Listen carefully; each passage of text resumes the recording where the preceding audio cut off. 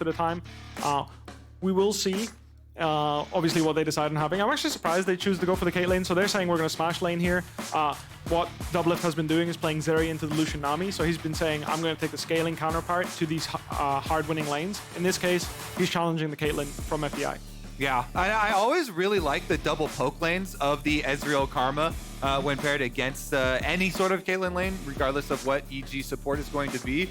And it does look with some of the hovers here, that's probably the direction that they're going. Plus, getting the guaranteed engage of the Vi as they are whittling down on the junglers. It does mean EG have plenty of time to draft counter engage. Whenever you see a super early Vi like that, I'm always thinking about things that have big AoE counter engages. Exactly, and they secure the Karma for themselves. They keep that away from the Caitlyn. They know they don't have to pick their AD carry yet because EG's already got their own. Caitlyn Lux, a classic pairing. Lots of danger there if that binding hits. So very smart by 100 Thieves. The enemy AD carries will be locked in, so you're going to pick up your priority support, your priority jungler, and you're going to get your AD carry in the wraparound. So as much as you saw them hover Ezreal, Ezreal's very likely to be coming on 3, regardless of what they pick on 2-3, because this is the bot lane pairing that you feel most comfortable with. Right. Ezreal Karma into the Caitlyn Lux is something that a lot of players have been playing. Specifically because you can actually match the range in the poke, and Ezreal just either queues to poke together with Karma, or he starts shooting Mystic shots on the wave, stacks up his attack speed, and then he can actually compete with Caitlyn's push. So, never mind. I got switching it up. He's fixed Jinx, which is I actually like it a lot because, like I mentioned, DoubleLift's been playing these scaling champions into the bully lanes and saying, you know what, you guys aren't good enough to put me far enough behind, which is very much in theme for his brand, and I love to see Jinx come out exactly with that idea. Getting an auto attack champion that can cut through this Sejuani, looking at that 5-on-5. I also like pairing Jinx with stuff that is single target, like Vi. You can lock somebody down to get the Jinx excited really early on if they can get some good picks here. But now we're obviously going to focus on the solo lanes because everywhere else has been taken care of. 100 Thieves, the Bjergsen camp, they're more worried about banding away some of JoJo's volatile melee matchups. Yeah, pretty big difference in style between these two mid laners. Makes a lot of sense. Jack's ban comes out. It's been a blind pick sometimes, so you can pick it on 4 and get counter pick from mid if you leave it open, but also make some of the blind picks a little bit easier if you're looking for some carry options blind pick. Now, I do think it'll be a tank versus tank match up top with these bot lanes, I imagine, you know, especially with the changes coming to crit last patch. However, they're still relevant now. So with 2 huge hyper carries in the Caitlyn and Jinx squaring off, what we really want to see is frontline and crowd control to really set them up. Yeah, and some respect paid to JoJo with the Tristana ban as well. After last weekend with the demolition that he was able to throw out. All right, 100 Thieves, they got to throw down solo lane first. Probably going to be a mid lane control mage and then blind pick tank here, and then you're going to answer with either a Camille type counter pick to split push if you don't feel like your 5v5 is good enough, or in this case, I feel like their 5v5 is very solid. We're going to see a tank versus tank matchup. Now, obviously, this is my expectation because the meta has shifted a little bit. Right. I personally feel like with all these crit changes, it's going to make a lot of sense to play tanks into these bruiser blinds like Renekton and Jax. Very likely, I think there's going to be a tank answer here, like a Sion and Ornn is what I expect. Obviously, there's a lot of tanks available in League of Legends, so we'll see what exactly he wants to play. And a Sylas. Sylas locked in as the final pick of the draft here for Evil Geniuses, which can also be a deterrent to a pick like Ornn, where the ultimate gives so much value when stolen away. Sion ulti not going to have as much effect in the fights. Of course, there's a lot of utility behind that, but it's not quite the same team fight impact as the Ornn horn running over the entire enemy team. I mean, I'm just so excited. We were talking about how we're looking forward to junglers in this. There's so many options for Inspired to go to. Playing Sejuani when you have double melee solo laners, and especially like Renekton, just feels really, really fun to play off top triangle. And then they've got constant pushing Caitlyn Lux bottom lane, you know, that needs attention as well. So going to be hyper-focused on the choices that these two junglers make early on in the game. And I love the fact that we get the Gragas. We were talking in the green room an hour ago, back while we were waiting for the games to start today. And Bwipo, I believe it was you who said you think Gragas is like one of the greatest competitive champions of all time, and you wanted to see more play from him.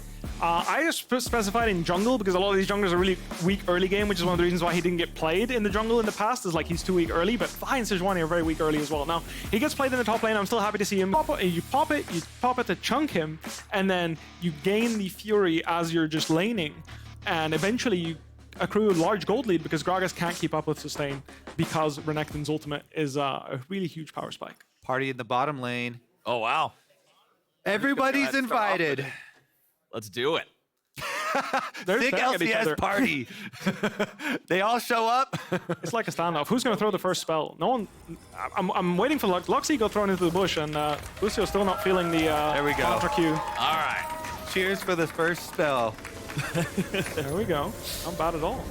I really did like your point on the top lane, though, and the point of this last pick, 400 Thieves, kind of being a nullifying pick, does allow more focus onto, hey, trying to get Bjergsen some priority, push in this Sylas from mid lane, and get it to bleed over to the rest of the map. And maybe they can do something about this bottom lane that you expect to be the war over pushing. That's awesome. Obviously, what's always intriguing about picking 3 winning lanes or like 2 winning lanes and then a pick like Sylas into Azir is Sejuani has all the options in the world, but like, it's not necessarily a good thing. Sometimes having too many options means that you lose focus on where you need to get gold leads. Because this game, obviously, I'm really worried for EG's composition if they start falling behind, because none of their champions can actually take the brunt of a hard engage from Gragas or Vi with chompers underneath that. Like, Sejuani doesn't get enough gold income that she can just straight up face tank a hard initiation with chompers underneath there. She's probably going to die at the start of the fight. So it's going to be really pivotal that EG finds gold leads in multiple lanes, because I think one lane is not going to be enough because they get outscaled in all 3. Now, Sylas' scaling is very good, but it's conditional scaling. And why that's relevant is you don't always get the E in a Sylas. Someone has to create space for you to get in there. Yeah. And against the composition where if EG gets hard engaged on first, it's very likely Jinx is already going to get excited. That might not be enough for Sylas to turn around the fight. That might already be a doomed fight. So I am concerned for EG, but hopefully we're going to be able to see some action from them in the early laning phase. Well, right now, nothing too spicy just yet. Tri-cam views going to show us Ssumday with the early push in top, DoubleLift and Busio with that push in bottom.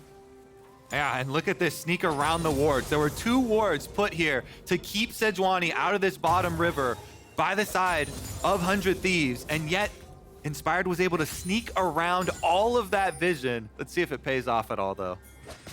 What can he get from it? What's it going to be? Closer showing up bottom, seeing if maybe there's a play to be made down there. Waiting quite a while here. That Sejuani. pig is hatching an egg in the brush. He's been sitting there for so long. Who knew?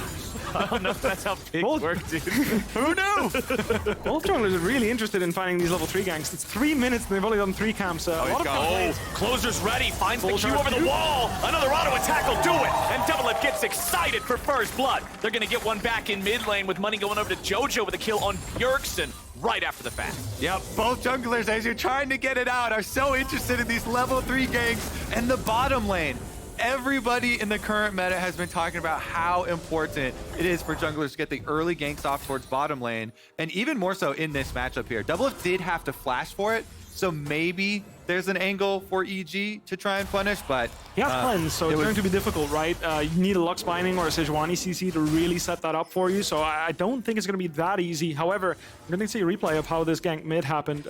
Again, super patient by both junglers. You know, it's a bit painful for me to see. Like I said, I jungled a little bit, and seeing both junglers show up with 12 CS at 20 almost? Painful, really. That said, it does pay off in this case, and, well, if it works, why not keep doing it? works on both ends. Both junglers can do that. And both successful kills. Both teams also get the money where they want the money to be. You've got the Jinx getting paid in bottom lane for the first blood, and then Sylas having that money to be able to get ahead and make sure that he can be effective in the fights like you were talking earlier. So Jojo's also going to be able to get a push on wave, it actually looks like, with that Sylas having the extra pressure up there.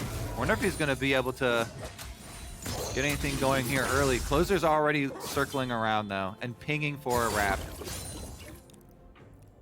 Let's see what he can find. Just going to go up top side here, use the Scryer's Bloom back into his own territory to make sure there's no wards or no enemy jungler clearing anything out. I kind of want to use this opportunity to talk about opportunities. Okay, an opportunity of opportunities. There's no flash on the Lux now. Bjergsen died, but he saved his flash. He said, you know what, doesn't look like I'm going to survive this one. I'm just going to take it gracefully, save my summoner spells so I can survive in the future. However, when Karma has flash advantage in this bottom lane, she can mantra W, increasing the root duration and also giving her enough healing that she can flash forward and try to guarantee a route onto the Lux. So if you're in a 2v3 situation, if you guarantee the route onto the flashless Lux, very good chance you'll get a kill there. Now, normally, you're very scared of dying. We may have a roam timer for that Sylas. Oh, boy. Is that a four-man play bottom lane at minute 5? Inspired and Jojo are ready to go. DoubleLift's got no way out. Jojo getting his second kill of the match, 5.5 minutes in. And they do exactly that. They punish DoubleLift, the flashless Jinx, using the flash to get the kill early on. They make the wraparound. Sylas roams bottom. Inspired, if you saw, he walked just as the Scuttle Crab disappeared to go all the way around them, coming from behind the tower, and then kind of pushing them so that DoubleLift got flanked 3 different angles of pressure on him. Nicely done by Evil Geniuses. Honestly, a beautiful creative play. Actually, like, he still has his Renekton ultimate, so I don't think there's anything scary there, but a nice little try by Tenacity to try to push for an advantage. He will recall here shortly, and nothing's really going to happen in this lane. As soon as Gragas gets his tier, things kind of slow down again. And like I said, Renekton's going to use his ultimate to try and get advantages slowly because no one's going to die. He just attacks the top tower, basically, and starts to chip away. That said, this bot gank was beautiful because I actually think DoubleLift recognized that it was a 4 versus 2 play, and he tried to walk through the Sejuani with the summoners to heal from Karma. He probably would have gotten that way. But Sejuani coming from behind the tower looks so scary that you think, oh, I'm going to run away to the river, where Jojo was waiting, ready with all his spells to collect a free kill. Yeah, information is such a powerful tool here, and that's the big difference maker there, because I completely agree. This Sejuani more of a visual fear than the actual kill threat. The jump scare. Yeah. The thing is, when you dash from that angle, you use your dash in order to get over that wall, which means you have 1 less CC of Sejuani, and with no melee champions other than Sejuani in the bottom side on the running bottom at you with a W ready is basically what. Yeah, that's what all she's got is throw a W at you, so you can walk through her definitely with the movement speed from Karma Shield and the heal. What it does mean is that we're now living in a world where Jojo Sylas is 2 early kills and has flash available, so really looking for Evil Geniuses. This is obviously the star player, you know, that was lauded for so much success in his rookie year. See if he can actually roam around the map and continue this for Evil Geniuses, because right now it's a very meager gold lead, still very winnable 400 Thieves. Busio forced to flash over the wall there, wanted to exit through the top part of the jungle, but with Inspired right there was no way for him to safely be able to secure the blast cone. Despite there being so many ganks early on in the game, it's still a very stable game. Everyone's about equal in CS, you know, 5 to 10 difference here or there, but other than that, pretty much a very well-matched game, despite that there have been some very aggressive ganks and creative opportunities. And it looks like EG is going to try and break open the game here, which I do think is necessary. Oh, nicely done. DoubleLift gets rooted up. The damage comes through, but Busio's got some healing ready to go for him. DoubleLift survives, but EG is not done yet. DoubleLift flashing away as Jojo's ready to go. Just jumps right on top of him, knocks them all down. EG, get both. Honestly, this was beautifully played by Inspired. Tracking the summoner spells is really the story of this bottom lane experience. The cleanse is down now, has the flash up. Doesn't have cleanse Sejuani ult, just use it to chunk him out. Not a lot of Sejuani players will have the knowledge to just use your Glacial Prison to chunk him out there and set up the kill because he knows Jojo's wrapping around. Oh, meanwhile back in mid, 100 Thieves are finally ready to answer the Jojo problem, and it's Bjergsen getting the shutdown. A critical punish for 100 Thieves here. If they continue to allow Jojo to freely roam from mid lane, ganking bottom over and over without a price, then they're going to lose the game. So that was a very, very good move from Bjergsen as Jojo's trying to come back in time for the big wave at his tower. Really big swing as Closer is able to combine with him for the kill and try and turn it into the Rift Herald. Looks like there might be a fight here. They should finish it. Yeah. Oh, they're not going to finish it. They're Rift scared. Herald's running out of patience. Inspired walks up to try to tank it here for a little bit as Ssumday trades back and forth with Tenacity and Busio nearby. Closer goes in for the engage and he finds the enemy support. Tenacity's disengage is enough to get Busio away for now. He'll live with 300 HP back underneath the turret. Evil Geniuses now going to go back to the Herald and start it up again. So an interesting sequence there, and I actually think this is what a lot of really good teams do, is they fake contest. So there was only 2 people ready to contest. Jojo still needed to TP and walk all the way there. I do think the Herald could have been finished, and maybe even you could turn on Sejuani there. However, they didn't feel the confidence to pull the trigger and go for that. And like I mentioned, Renekton's just going to use his ultimate, really just to get some health back, get more Fury. More Fury means more health. And that's kind of what you do, because like I said, it's a very stale lane, nothing happens. That said, that whole sequence earlier, I really want to talk about this. The fact that after Jojo gets the double kill on the bottom lane there, at least got 1 kill and then an assist, and then got shot down for 600 gold by Bjergsen. That's a really big deal because if you have 3 kills in a lane and 0 on another, you have very little gold in comparison. Now, with the 600 gold shutdown going over to the Azir, he's actually going to have his mythic item relatively soon. I believe he has all the gold in his pocket, so he's just looking for an opportunity to recall now. Yeah, the difference in base is definitely big. But Jojo still, because he got so rich so quickly, got the first mythic in the game as Bjergsen takes a beating but lives. Survives. Jojo got the first mythic in the game, and it's a scaling mythic in the Rod of Ages. So it's still a really nice power boost to get that stacking early on. Bjergsen, though, nice little escape for him. Yep, and the Rod of Ages, you can see it already had 1 stack. I saw it back around 10:15, so that means early 9 minutes was around when the item was purchased. Feels really good. That means he's going to have this thing fully charged and get the bonus level from the full charge completion before 20 minutes. So if Evil Geniuses can continue getting Jojo going forward, continue getting him snowballing, I think it's going to be a big issue for 100 Thieves, and that's exactly what EG wants to do. They're going to summon up the Herald mid, use that to put even more money in Jojo's pockets, and keep this Sylas rolling. Now over 1,000 gold ahead of Bjergsen's. He is rich. He is hella rich. He has first strike as well. So all this money is going to net him more money. So this is something that a lot of people forget about first strike is it scales up the amount of damage you deal. So if you get fed early, you deal more damage, it's going to yield more gold as the game goes on.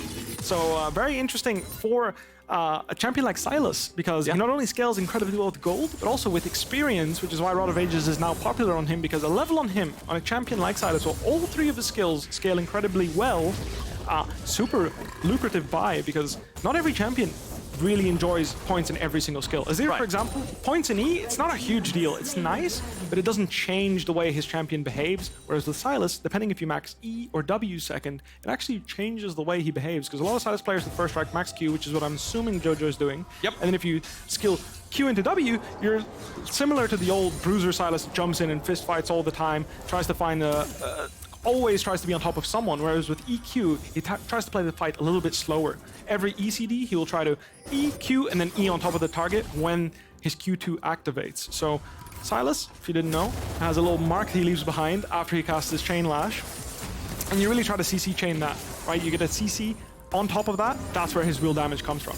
Right, it's the second part of the Q, that part that's more easily dodgeable, that's where the burst is loaded, and that's what Jojo's going to be trying to set up. As you say, every time that E is available, it's more of a dodging and weaving style as opposed to what you were talking about, just meatball tank the guy with W. Yes. And I do want to point out that we also saw on screen the 100 Thieves taking advantage of that timing window on the recalls to at least get themselves a dragon. So really strong 2,000 gold lead here built up by Evil Geniuses, but at least 100 Thieves were able to scrounge together the dragon. And as far as the first strike goes, I got you with the gold check-in. It's 140 so far, earned by Jojo with the Sylas extra. Honestly, pretty good for a range versus melee matchup. I'm surprised. Usually, this is a very scaling rune. You take it because all the other runes generally are very good for you, so it allows you to go second win without feeling too bad. Because you can go inspiration into resolve, and generally speaking, the things you pick up there are like free boots, which means you have more money to spend on your mythic item that you can rush.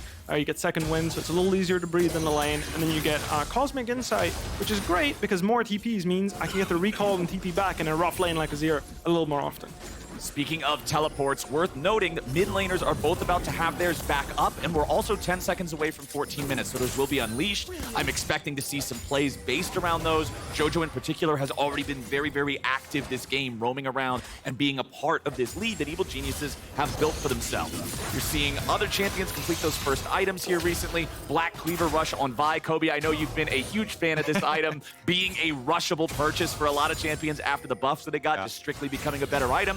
And Closer on that Vi, it's going to be up to him to lock down these targets and sort of find 100 Thieves the opportunity to start a fight in a way that works for them. Yeah, and I love it on Vi a lot too because the armor shred works with the W armor shred from Vi as well. So you can get right through the Sejuani, and there's 3 meatballs in front of you, 3 melee champions for her to try and just play front to back with too.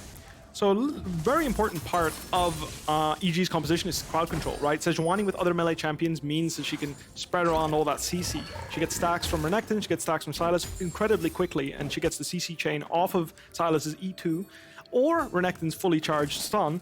And why I'm bringing this up is Mercury tries to have to come online for champions like Gragas and Bai, because if they can't survive this CC and they get blown up in crowd control, it's going to be really hard for 100 Thieves to fight. They're really trying to hit that breakpoint where their front line is strong enough to take the brunt of such an engage, and then that's when they turn around with a Vial onto the front line, Explosive Class spreads out the fight, and they really try to single out one target to get that reset for DoubleLift. So going back to what you were talking about at the very beginning of the match here, Bwipo, you were saying that you're a bit concerned for the EG composition because if they start to fall behind, there'll be issues. They need to be able to play from ahead. It's a little bit more than 2,000 gold here, 15 minutes into the game. Is this a comfortable lead to be able to play the match the way they want to play? I think it's sufficient in order to flank and find angles to immediately take out Azir or Jinx, but it's not nearly enough gold advantage to like front to back and win at 2 items. So I want to clarify that, as there's going to be a little scuffle around vision. It's really important that right now, these are the biggest spikes for these bruiser champions. Sylas, Renekton, they are too tanky right now for Azir and Jinx to do enough damage to kill them in CC. So what ends up happening is Vi ults someone right now, Jinx and Azir just don't have enough DPS nor burst damage because their kits are designed to deal all DPS, right? Yeah. So what ends up happening is they're too tanky right now. These bruisers are spiking. I ideally see 100 Thieves giving away the Herald and the Dragon here, and you're trying to hold the fort. If you can trade sides in the bottom right now and try to get some gold on this Azir or Jinx, that's going to be more than good enough in order for the flow of the game. As I do think a fight here on the Herald would be, honestly, potentially game-losing. Yeah, especially with these Caitlyn traps being placed down. This champion incredible at controlling choke points around neutral objectives. Inspired Ssumday and FBI are staying there over on the Herald as Jojo goes back to mid to make sure 100 Thieves aren't able to just immediately trade the mid lane turret back for that Herald. As Tenacity and Closer are going to step up. Ssumday waited in the brush the entire time. Closer just face checks it, survives a long time. Finally dropped. Ssumday's very low, but the Super Mega Death Rocket will not be able to finish him off. 100 Thieves now backing away, having lost their jungler. No real way to contest this, and they lose a man. Well, kind of goes to show what I was mentioning. Even though it was crowd control to go down onto the Renekton, Renekton at this point is still too tanky. There's no damage items yet coming out from enough damage items, I should say. Obviously, they have their mythic items, which are damage items, but they need their second and ideally third items to really burst people in crowd control. So as much as Renekton gets locked down there, it doesn't matter because Renekton with Gore Drinker at level 11 has an incredible amount of base health, as well as effective health, because he heals off Q, heals off the Gore Drinker, and all of this combined is just too much. And I really want to highlight the battle over vision, because vision makes such a big difference in how the team fight starts. When you mentioned, you know, you've got Renekton waiting in the brush, and they get this fully charged stun off. Ssumday does a good job building up his Renekton Rage off of the Rift Herald, not using it on it, and then rotating over, and they kind of try and catch them as they're rotating between mid and then back to Herald. So you guys see the idea from 100 Thieves, just unable to execute without the extra information.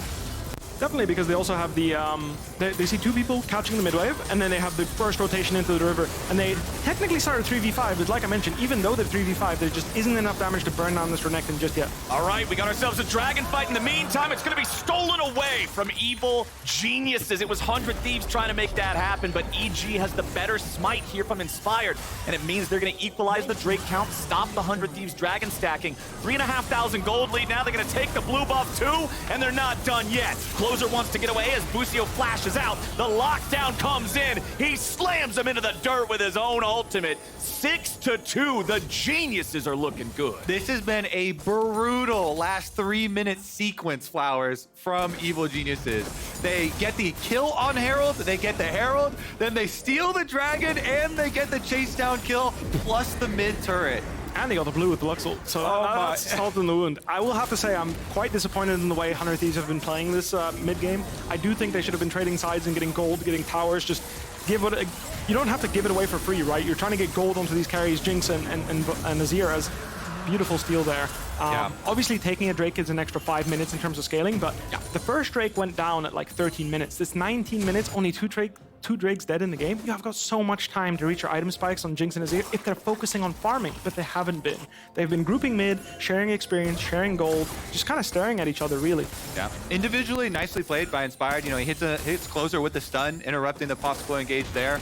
Doesn't let him get the ult off and yoinks it away. Plus, they get the chase down. Now that the mid tower is also down, you can see Evil Geniuses getting a little bit of the deeper vision, and it's going to be so much more difficult for 100 Thieves to defend these side lanes because they've lost their defense in mid, and it's going to flow into the other sides.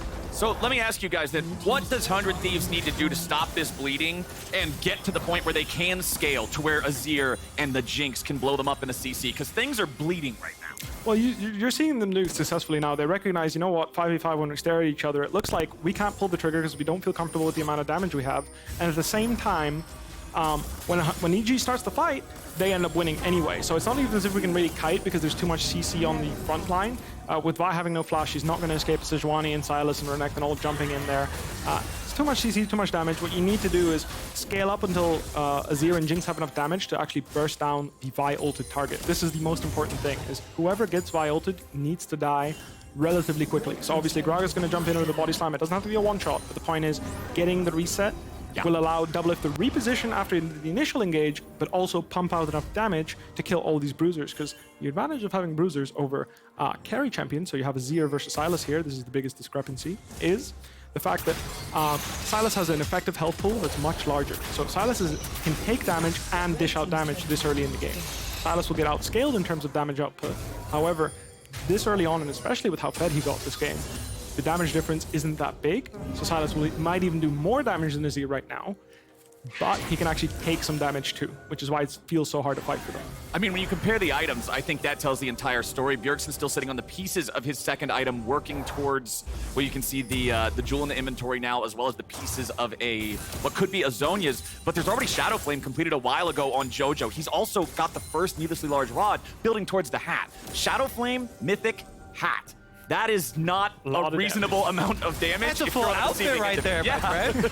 Well, looking pretty spiffy up there, split pushing in the top lane for himself. Yeah, he's got individually over a 2,000 gold lead over Bjergsen at the moment. Plus, we mentioned how important it is to get the early Rod of Ages, so there's even more inherent value in there because of the time that he got the early gold. How many dollars did he earn from it? Oh boy, I don't know if we have time to ask questions anymore because they're going in on closer. FBI wants to put some distance between himself and the jungler and puts a bullet in his head at the same time. Tenacity getting chased down. He's off the side and alone. He gets enough distance between himself and Inspired to not be stunned by the E. The stacks fall off, but Inspired and FBI are still chasing him down. W2 is going to connect as Tenacity gets away, but he immediately walks into a ward, decides to teleport away. It's going to cost a summoner spell. It does keep him alive. That's about the best they can hope for. Closer drops again, and evil geniuses are just bullying him at this point. It's really important to notice that, again, why has it felt like EG's been in control for so long? It's because there hasn't been enough gold income for the side of 100 Thieves on their carries. They really need to start completing those second items, and because there's more gold on EG's side, it's no longer a 2-item spike anymore that's necessary. Now suddenly we're looking at, oh, we might need 3 items because damage, the way it works is if someone has more tank stats, you need more damage to kill them, right? So with all this gold income coming in from Sylas, is effective health for him because he heals more, because he has more points in W, more AP means he heals more. He's also got Sejuani. Earning more gold means obviously going to be tankier. We're looking at Infinity Edge now for the Jinx. Might even need Lord Dominic's, honestly. I'm not sure if Runan's buy was correct at all here. In fact, I do think he might not have enough damage this game in order to turn around the game, as even Bjergsen realizes, damn, I'm not dealing any damage to the front line of EG. I'm going to start building this. Flanked. Oh, nice ulti coming out from Inspired to lock down Busio. They're going to force the summoner spells, all 4 of them from the bottom lane of 100 Thieves. Closer just rejoins with his AD carry now. As 100 Thieves, they can successfully disengage, but man, it taxed those summoner spells hard. Yeah, a lot of ultimates invested here from Evil Geniuses to try and make the pick. No kills, but as you said, the bottom lane, so vulnerable now with no summoner spells for either of them. If you set up for the team fight now, Evil Geniuses basically just get to bully 100 Thieves and take whatever they want off the map. Which I think already was the case when I mentioned when they initially started contesting that second Herald and that second Drake. I do think that was the moment when they could have been really farming a bunch of gold on Jinx and Azir, and then at this point they might have been able to contest, but because they weren't and they were contesting and losing fights, what ends up happening now is, like I said, we're looking at 3 items each for them, and honestly it might even have to be 4 because the armor penetration on Jinx is going to be pivotal to kill these huge health bars. Lord Dominic's is not only, oh there it is, the Lost Whisper, that's a good start, but ideally I think we would have seen a Lord Dominic's Infinity Edge, because Infinity Edge getting delayed by this Runans is quite scary. But we will see if he's going to be able to pump out enough damage or even reach that 3rd item before a pivotal team fight's going to break out with no summoner spells on Jinx. What I'd like to see now from Evil Geniuses is push out bottom lane pretty heavily, transition over to Baron, and you can look for turns off of Baron onto the bottom lane. 100 Thieves bottom lane, try and make a pick on them.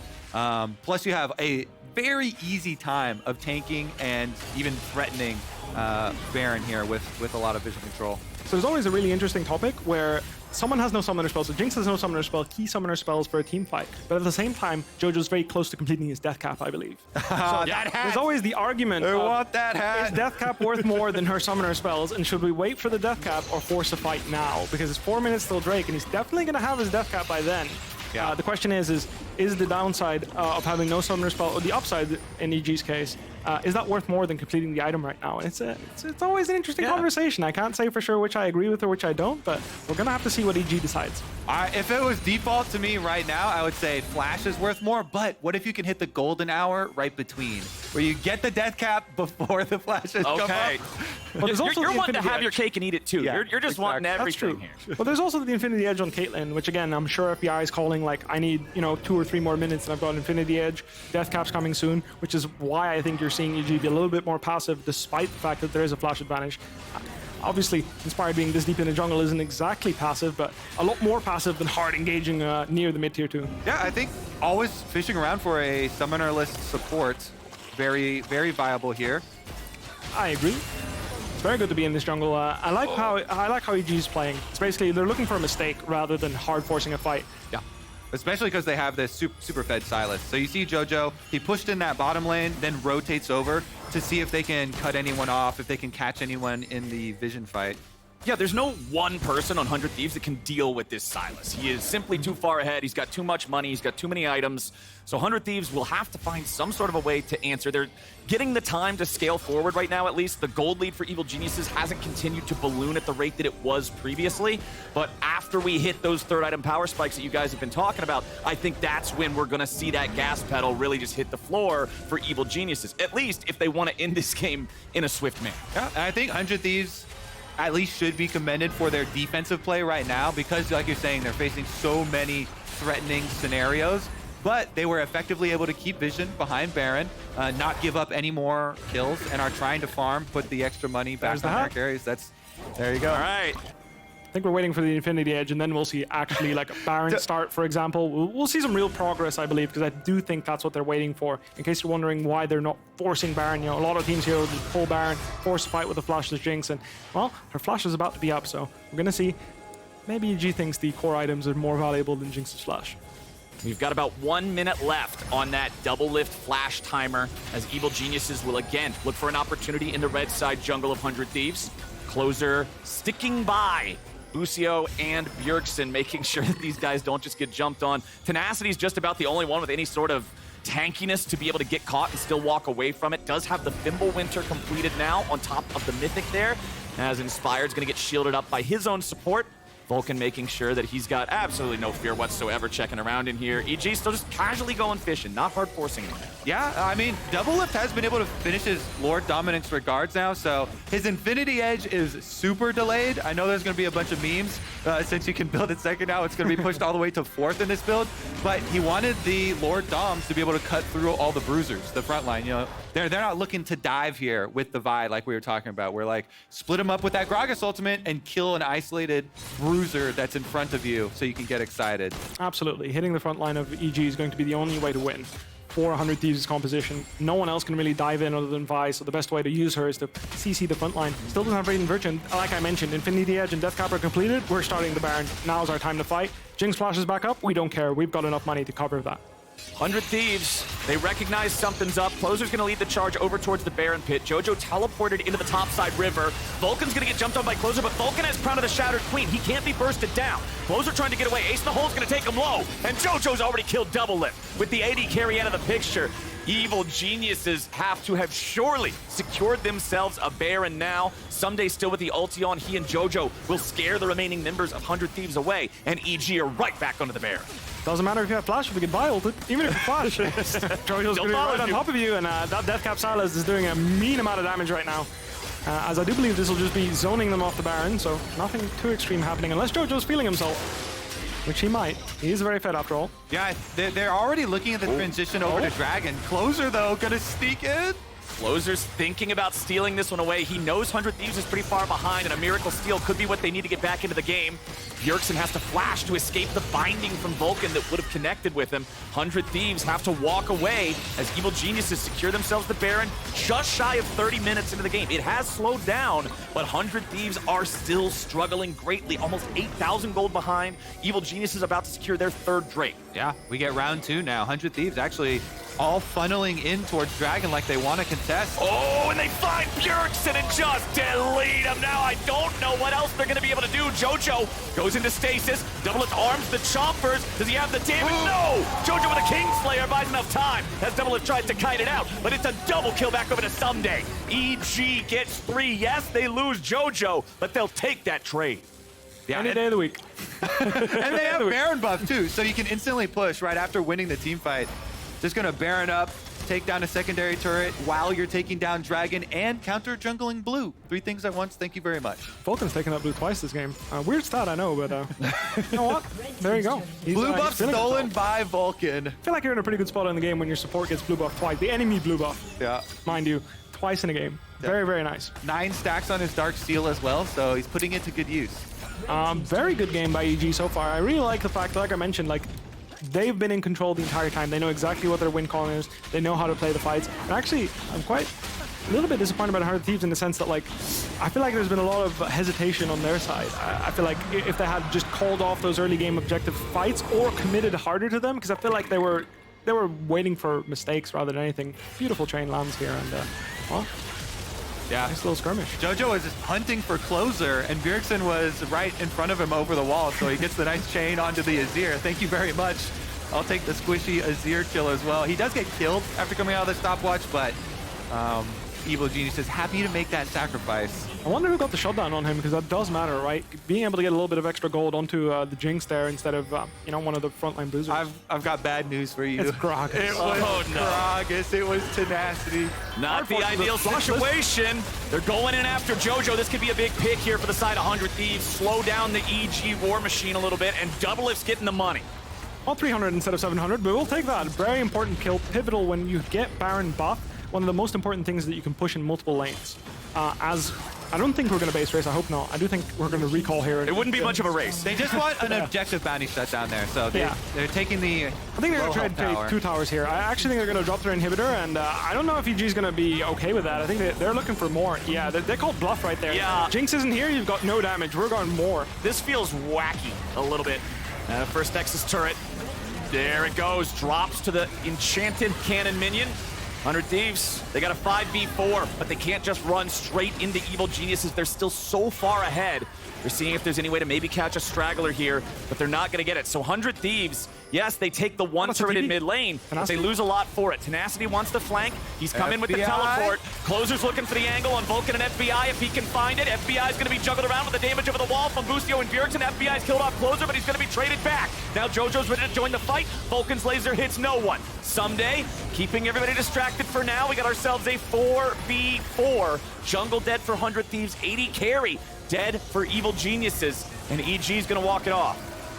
Yeah, honestly, a pretty good assassination by 100 Thieves. They'll take the trade. It did cost, you know, teleport getting behind there, and you're not actually going to get, you know, an objective or anything out of it. But they were at least able to get a little bit of kill money. So what's really important about this is the game isn't ending. So why I mentioned this is I mentioned 100 Thieves scales better because the carries do a lot more damage, and as you can see, there's death cap now on his ear, so he's dealing a significant amount of damage compared to what he was used to. And the Infinity Edge is slowly coming online. He's about 1,500 gold off, maybe even less. I'm not sure how much he's almost there. He's got 1,400, 1,500 is completion. So right there, the pivotal items for the Azir and Jinx have come online, which means that well, we're actually looking at a maybe 100 Thieves win in a team fight, because it's going to be much harder for EG to team fight now that there's enough damage to make use out of the vial. Yeah, 100 Thieves, I think the thing that they would be most worried about then is our flanks, because they have so many exposed areas that this EG team could come from with all these bruisers as well. As long as they can keep up their positioning with their defensive vision here and keep that Jinx and the Azir safe until their flashes come up, pretty short time period. Well, I mean, DoubleLift now has 4 completed major items to the 3.5 of FBI. The Jinx is ready to go. We've got an hourglass, or not an hourglass, a stopwatch, not yet built into an hourglass. The stopwatch itself hasn't yet been used by Bjergsen, still unbroken. Means he has the opportunity to also engage with a big shuffle and not be immediately killed as a consequence. Hourglass completed now for Jojo, so when he gets into the middle of everybody, he can also do the same thing, drop that aggro for a minute. But even with an 8,500 gold lead, the power of Azir, the power of Jinx scaling late into the game like this, Evil Geniuses has to try to end this as quickly as they can. And now they have flashes on top of that item. I mean, honestly, this is a huge window. I would have loved to see Caitlyn's flash, like having no flash compared to Gragas having the flash up, be abused by 100 Thieves here, but they're taking it a little bit slower. They're going to try and secure vision, wait for the neutral objectives to spawn, and now the neutral objectives are about to spawn, both about a minute away.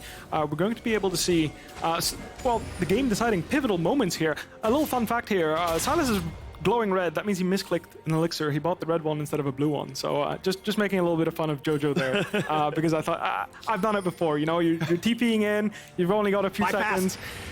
He can punch you harder. More attack damage and lifesteal. Alrighty, boys. It's Baron time. The big purple worm returns to the rift. Evil Geniuses look for an opportunity to engage. Jojo with a stolen Vi ulti. Remember that Inspired can take some punishment from these guys. He has a Warmogs to be able to regenerate any health that he loses over time. 100 Thieves, they got everybody brought in here. Bjergsen used the teleport to join up in this fight. Absolutely. What's really interesting and highly pivotal is that both carries can hit the vial to target. So we're going to have to wait for 100 Thieves to see if they can find a target where both carries can hit the same vial to target exact same time, burst them down, get the chompers underneath them, and that way they can secure a reset. As 100 EG forces the Baron and tries to flank them.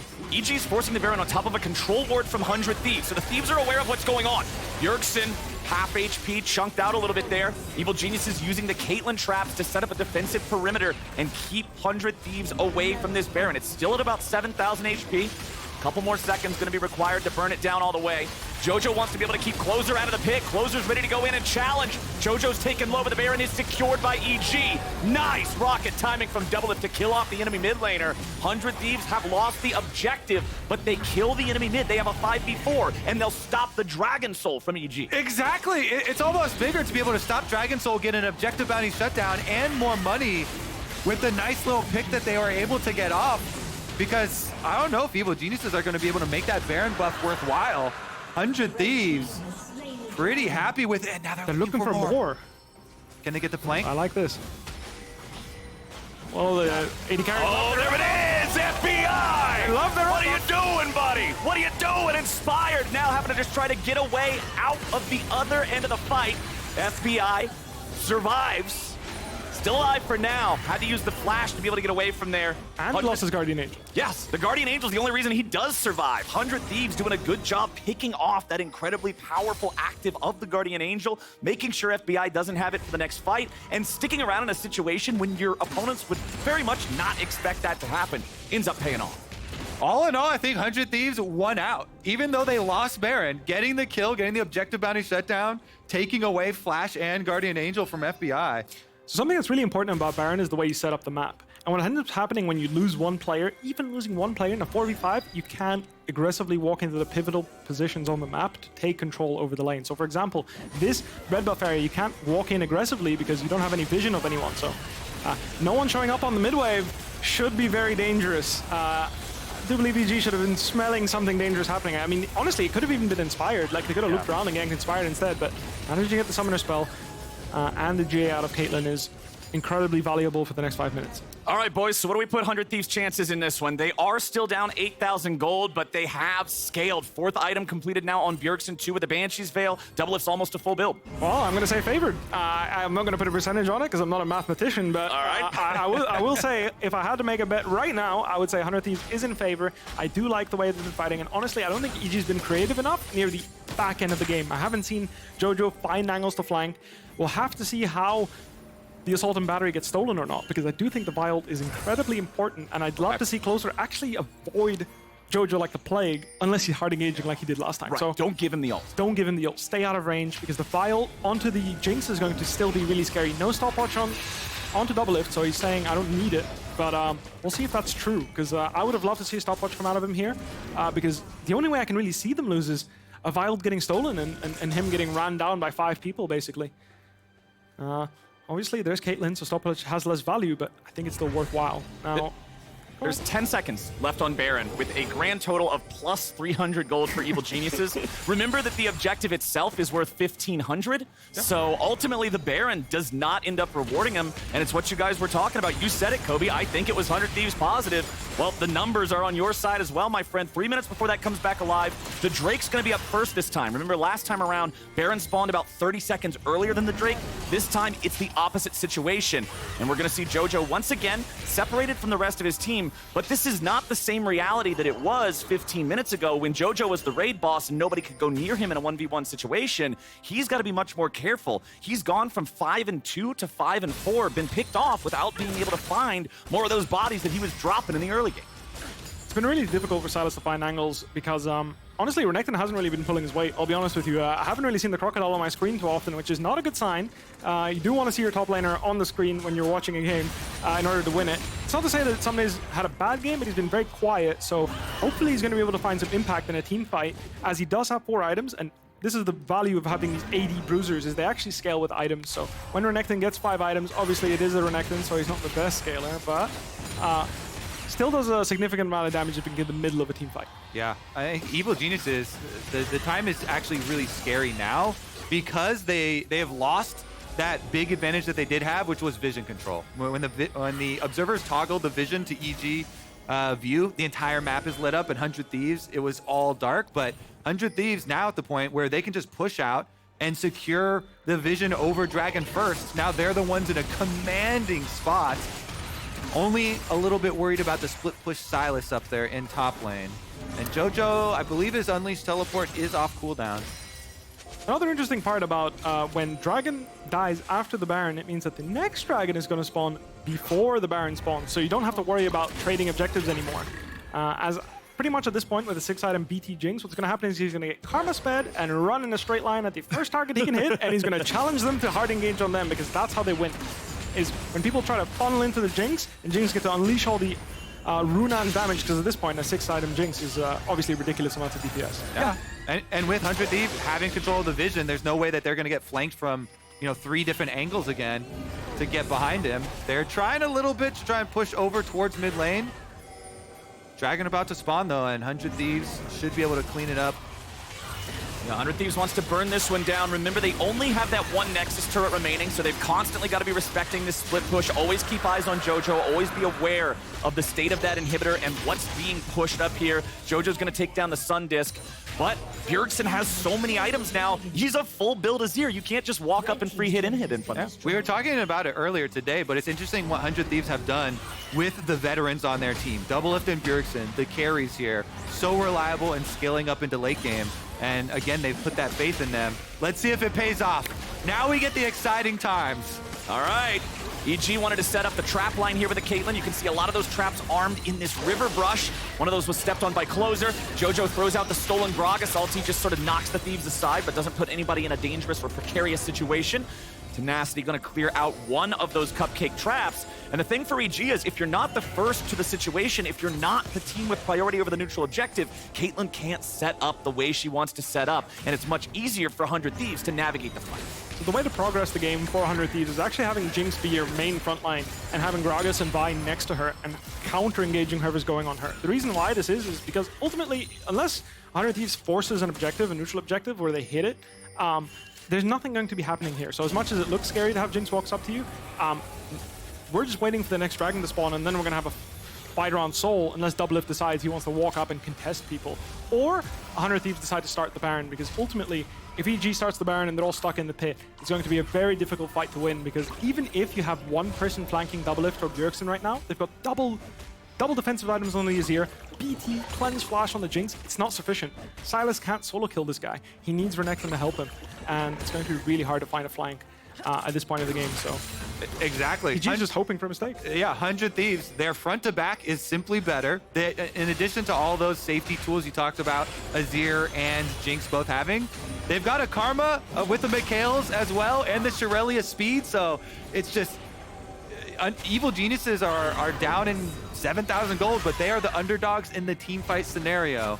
And I think Bwipo described it perfectly earlier, talking about how EG has not really done a lot in the later stages of the game. Speaking of which, this is now our longest game of the split at 44 minutes and 44 seconds. Evil Geniuses is pushing into the base of 100 Thieves as 100 Thieves goes after the Baron. Inspired wants to try to stop it, try to steal it, just try to buy a little bit more time. They're going for the Baron's going to be secured, but EG just wants to win the game. They take out the enemy mid. They're going straight to the Nexus. We waited 44 minutes for that. Evil Geniuses! Get No the win. way! No way! Baron for Nexus! Baron for Nexus! Tweet it out! That is the title, baby! Oh my God! Painful, really, to lose that way. My God. They had all the control in the world. All they needed to do is put their body on waves and actually force a fight, in my opinion, and they almost definitely would have won. I feel like it was hard to imagine a way to lose, and that was it. Get front doored. Hard to call it back door. Most of the team was there. It wasn't like 2 TPs in. It was most of the team was. They just walked up to the front door, no answer, and then stepped inside. Yeah, and 100 Thieves weren't home because they snuck out to go steal Baron. Oh man, that. To be fair, I will say I do think a lot of good learnings for 100 Thieves. I think good reminders, because that's the thing, when you have veterans, a lot of the time it's more reminders than learnings, because you've had this happen before, you know? You played the late game scaling composition,